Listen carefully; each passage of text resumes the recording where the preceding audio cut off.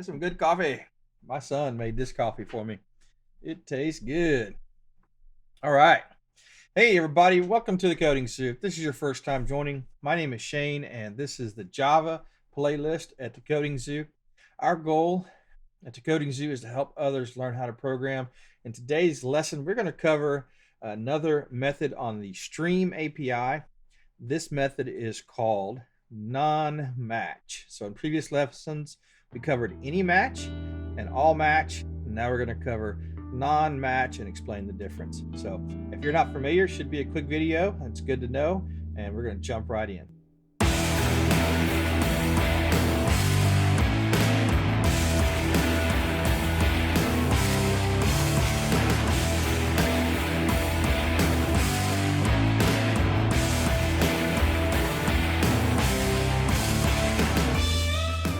All right, hey, so let's get started. Before we do, just wanted to remind you, go ahead and click subscribe below and click that bell icon. That definitely helps us out. So if you want to watch upcoming videos.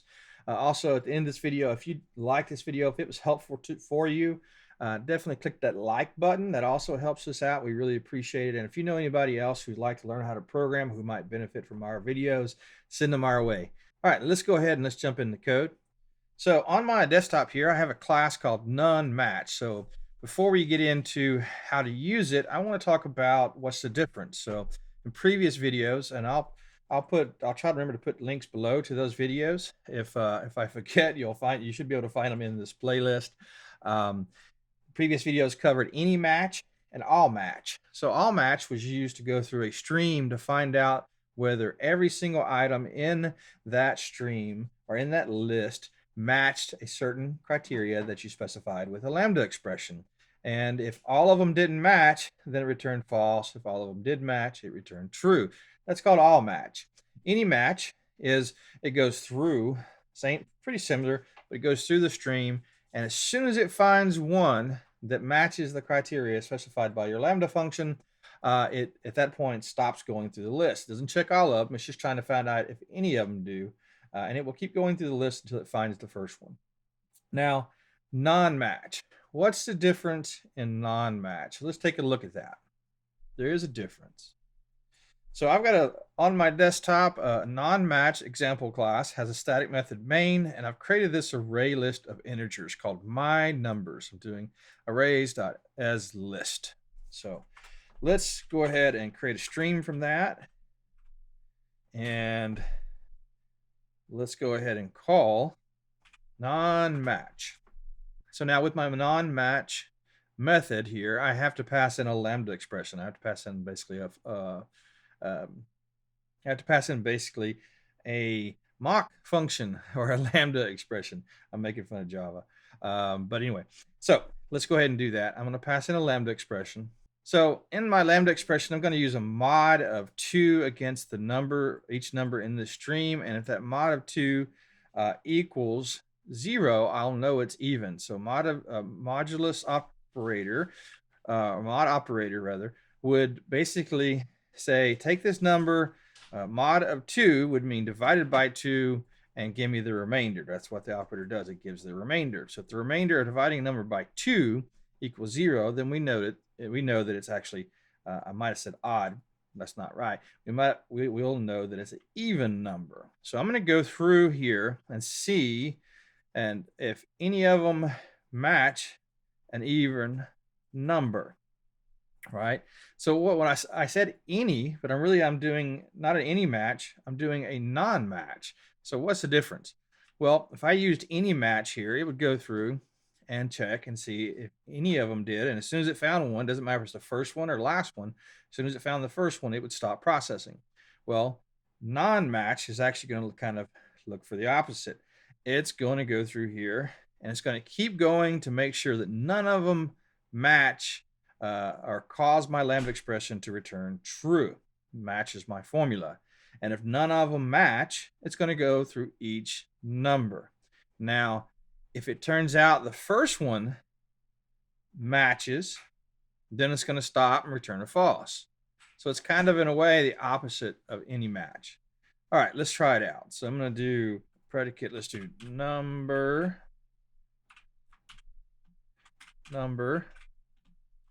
do mod 2 is equal to 0. So that should tell me whether it's even or not. All right, so it's going to take this list of numbers. It's going to stream them. It's going to call non-match, passing each number one at a time into my lambda expression. It's going to perform this operation on it, and if it equals 0, that means it's an even number, and that means that one of them does match, so it's going to return false. It's going to stop there. Okay, so let me go ahead and assign that to a variable so we can actually see what the result is.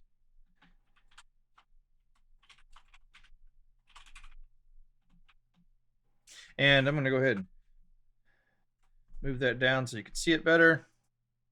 Let's print it out.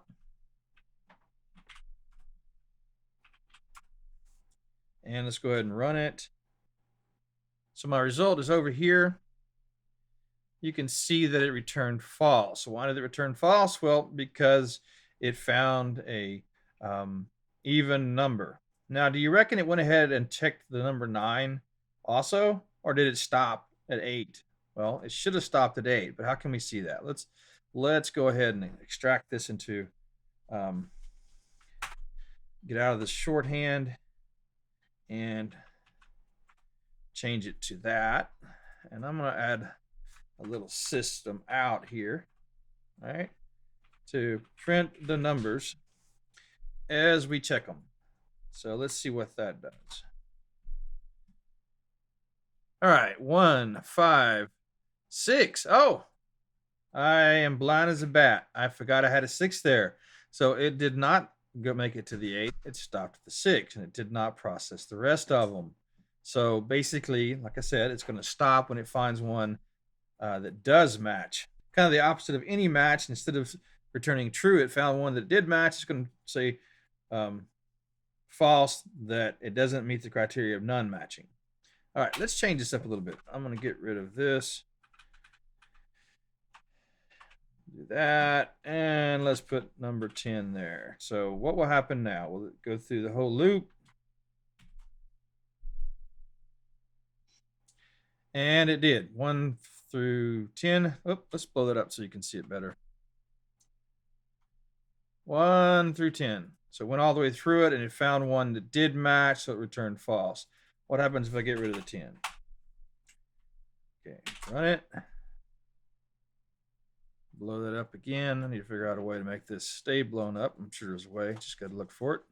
All right, 1, 5, 7, 9, and it stopped at 9. It finished it all out, and it's saying that non-match the criteria specified, so return true. And there you go. So what's the difference? Well, just rehash this real quick. So you have AllMatch. AllMatch is going to go through and make sure that every single one of them matches the criteria you specify. It's going to stop the first one that doesn't. Then you have AnyMatch. AnyMatch is going to go through and find the first one that matches your criteria. It's going to stop the first one and return true because it found one that matched it. AnyMatch. Now the last one with this example is non-match. So non-match is going to go through hoping that none of them match. If it finds one that does match the criteria you specify, it's going to do like AnyMatch. It's going to stop right there, but instead of returning true, it's going to return false. So pretty simple. Hopefully that makes sense. Hey, that's it for today. If you have any questions, leave me a message below. Also, hey, don't forget to go click subscribe below, click the bell icon. And if you have any friends or family that's trying to learn how to program, send them our way. We love to help people and want to help people learn how to program to have a career in programming. Also, if you liked this video, click like. And if you didn't, hey, click dislike. That's fine too. Let us know how we can improve the videos. Our goal is to help you. So if we're not helping you, we're not meeting our goals. So how can we make this better for you? Let us know. And if you just enjoyed it, leave us a comment. Let us know. It's always encouraging to hear from others that they are actually learning from the video. So we really appreciate that. So that's it for today. Again, I hope you enjoyed it, and I'll see you next time. Have a great week.